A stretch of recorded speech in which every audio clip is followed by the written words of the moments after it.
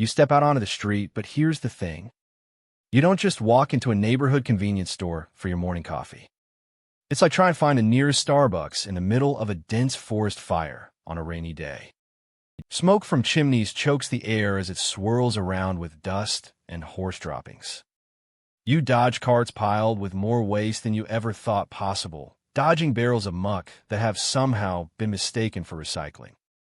You can't help but wonder if someone is just running an early version of a medieval green initiative. But here's the thing. You don't notice the change in weather because you're already soaked from walking through the muck. You're like those people who only remember their umbrella when it starts pouring, except your umbrella is an oversized cloak that has never actually been dry. And just when you thought it couldn't get worse, someone coughs not too far away.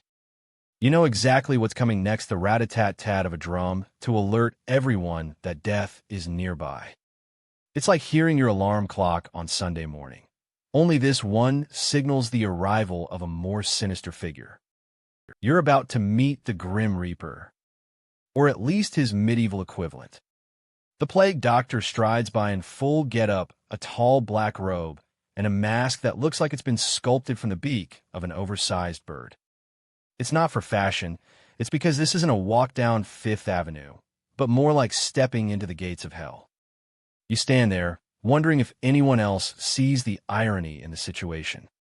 You're just trying to navigate your daily life, which has suddenly become a game of dodgeball. Except the ball is filled with disease. And that is when you realize everything changed when the first drumbeat echoed through the narrow streets, signaling the start of something terrifyingly inevitable. You might think by now everyone would know what to do. Maybe they'd rush home and lock their doors. However, it's not like locking yourself in a quarantine room gives you any sense of security. It's more like trying to hide from a storm under an umbrella with holes. And just as that thought crosses your mind, you're left wondering if there's anyone out there who can actually help. But probably not, because in this game of medieval survival, you're on your own. And now, with no escape and a plague doctor in sight, everything is about to get even more. And now, with no escape and a plague doctor in sight, everything is about to get even more complicated. You're expecting some sort of medical aid, right? Maybe a shot of penicillin, or at least an antiseptic wipe to clean that rusty sword wound. But here's the thing. When you look into the eyes behind that beak-shaped mask, what you see is not comfort, but cold pragmatism. You'd think they'd have some kind of cure, or at least painkillers. Maybe aspirin, Tylenol, something to dull the constant ache in your bones. But nope, just this little wooden box that looks like it came straight from a witch-ass cauldron. The sound of the bell echoes through the village street plague doctor. It seems to scream. And here you are thinking maybe you'd get a moment's peace before he arrives. But no, now everyone knows you're sick. You start to feel like that guy on a dating app who only gets messages from other people desperate enough to talk about the plague in 14th century Europe. And just when you thought it couldn't get worse, you think this was some kind of medical manual, right? Maybe diagrams on how to treat bubonic or pneumonic plague symptoms. But probably not. Because in the next moment, everything changes when you see him flipping through those pages. You start to think maybe he is looking up your exact symptoms. Maybe there is hope after all. You might get some kind of treatment or cure. But here's the thing. What if that book isn't about medicine at all? You feel like you're about to find out something big. Maybe it's about rituals and potions. Maybe even black magic, because why else would he carry this thing around like it's the only Bible that matters? You're on edge now, wondering what comes next. And just as the tension builds, the storm clouds darken even further as you walk back to your home, already anticipating another miserable night. But here's the thing. You're not just bracing for bad weather. As a plague doctor, you've also been preparing yourself for something far more terrifying. The evening meal is a meager bowl of porridge, served cold because heating it might attract unwanted guests in the form of pests or worse fellow villagers seeking medicine they can't afford elsewhere. But just when you think things couldn't get any more dismal, the rumors are true. She whispers, her eyes wide with fear as she hands over a small vial of liquid. Poison? You ask, feeling your stomach drop. However, you shake your head slightly. There's no reason for it to be poison. But here's what nobody expected. Everything changes when the mayor announces that plague doctors are required to undergo a bizarre and terrifying ritual before treating patients. You'd think it was some kind of religious ceremony, maybe a test of strength or endurance. But actually, it's something far more twisted.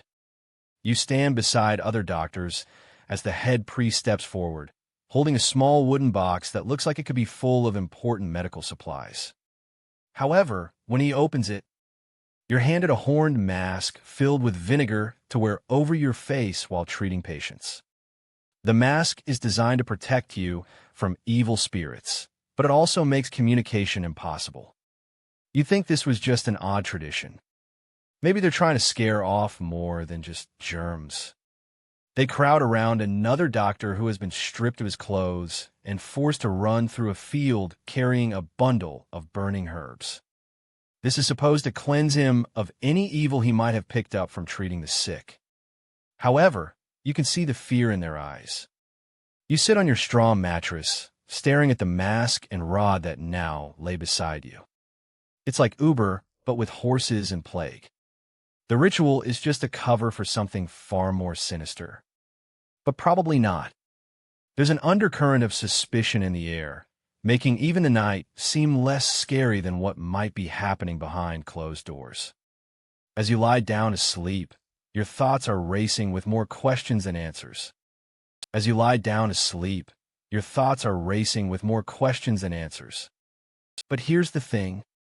You wake up in the middle of the night to an eerie whisper coming through the thatched roof. The voice is barely audible, but you recognize it as your local apothecary, sharing secrets under the cover of darkness. You rush out into the cold night air, following the whispers to the edge of town where the dead are buried. The apothecary hands you something small and fragile, a vial filled with an unknown liquid that smells like vinegar and spices. You ask what it is, but instead of answering directly, the apothecary whispers it's not just for treating plague. It has other uses. You're left to wonder if he is talking about medicine or something more sinister. As dawn breaks, you return to the town center where everyone is putting on odd-looking masks, half bird, half leather. Some say these are to keep out spirits of the dead. Others claim they're simply to filter the air. But here's what nobody expected.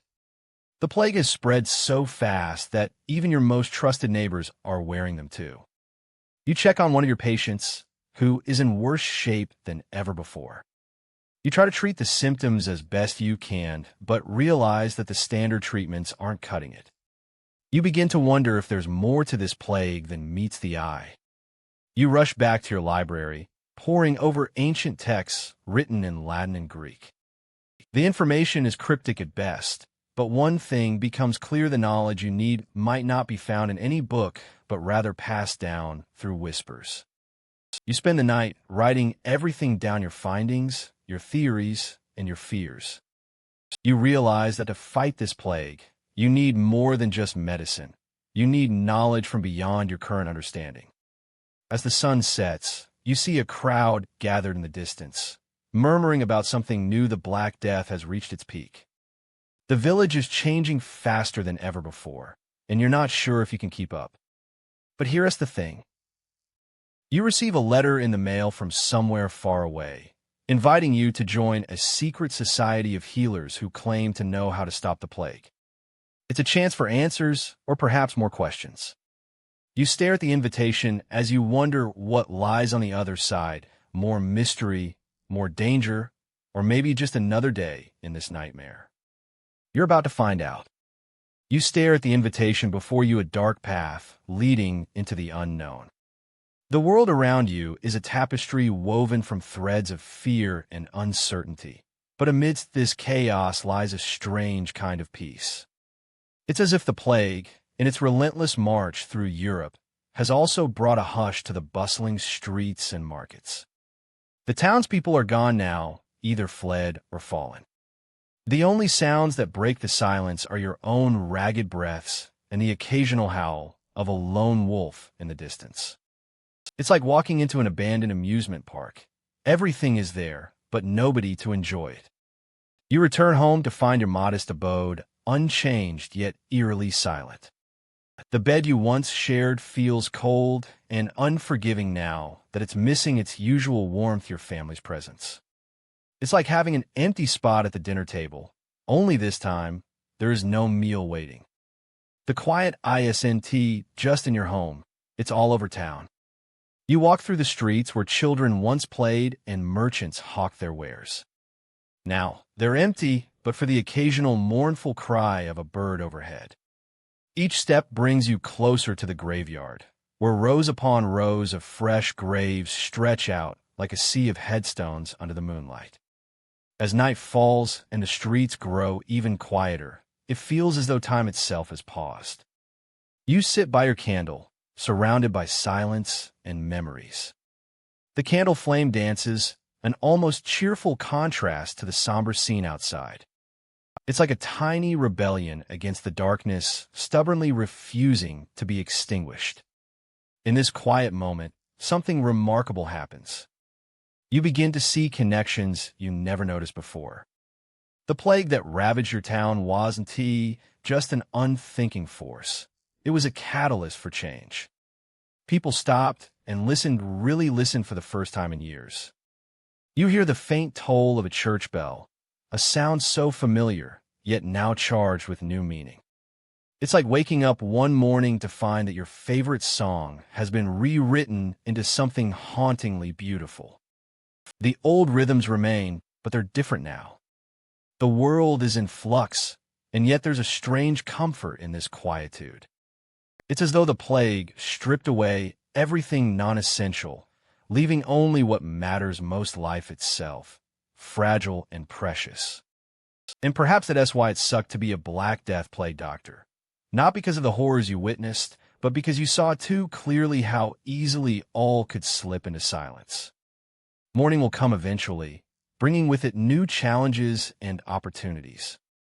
But for now, this quiet moment belongs to you, a snapshot in time when life was stripped down to its barest essentials. And perhaps that's the strangest part. Not that they live this way, but that we forgot they ever did. And so you sit, contemplating the quiet beauty of a world paused in time, waiting for what comes next.